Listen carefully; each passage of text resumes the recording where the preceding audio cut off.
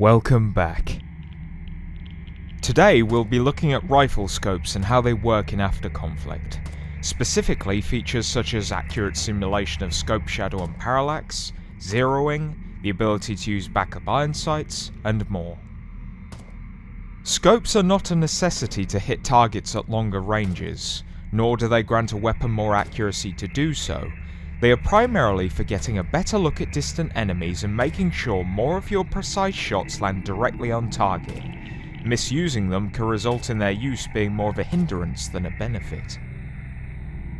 Aiming a rifle while standing results in a lot of general instability, only made worse with a scope and factors such as heavy breathing caused by tiredness. So to use scopes effectively, we first recommend stabilizing your weapon on a surface.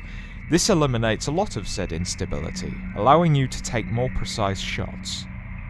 Two more common factors that threaten your ability to use your scope effectively are scope shadow and parallax.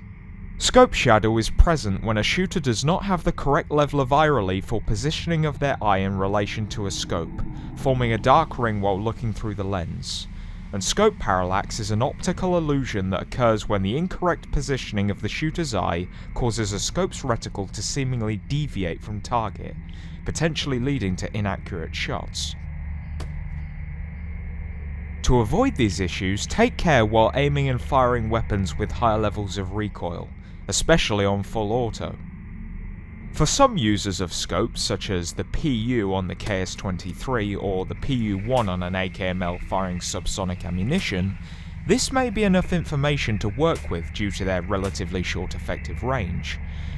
But those who desire to use more complex scopes and take accurate shots at much longer ranges have a lot more to learn.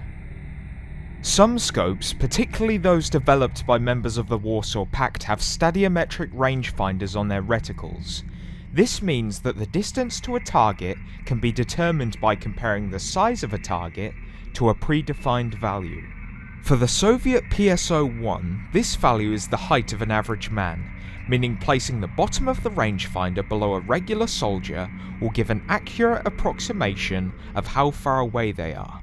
And for the East German ZFK 4x25, the value is the width of the average man's chest, meaning a correct distance measurement can be ascertained by placing a standard soldier's chest between the vertical crosshair and the marks denoting distance.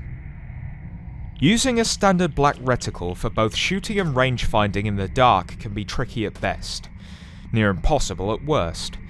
This is why some scopes have illumination options that light up the reticle to make it visible in said dark conditions. Some need to be turned on manually, and some are automatically lit, usually by radioactive sources like tritium. Like iron sights, to ensure your shots neither fall short nor fly over the top of a target, you can adjust the zeroing of your scope.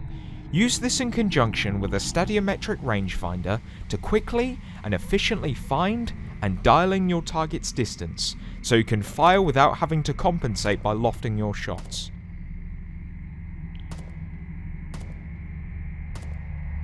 Some rifles allow you to retain the usage of your iron sights while a scope is mounted, and when possible you can quickly and easily swap between the two for firing at different distances and in different situations. You can even zero them separately for this purpose, such as using iron sights for firing bursts at close range, and your scope for single shots during longer range engagements.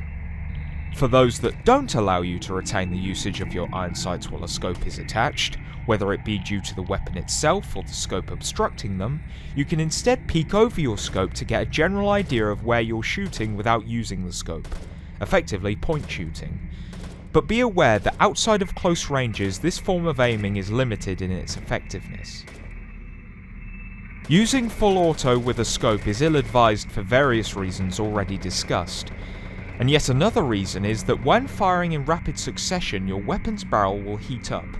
Not only does this mean that the barrel will expand, increasing bullet spread, but a heat haze may emanate from the barrel itself, distorting your sight picture.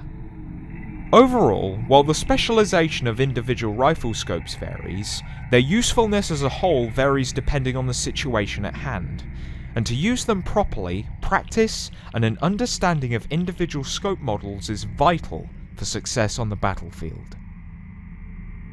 We hope you've enjoyed this showcase of scopes in Afterconflict, and we'll be showing off more showcases like this one in the future, demonstrating various mechanics that both show our dedication to realism and function as a tutorial for newer players.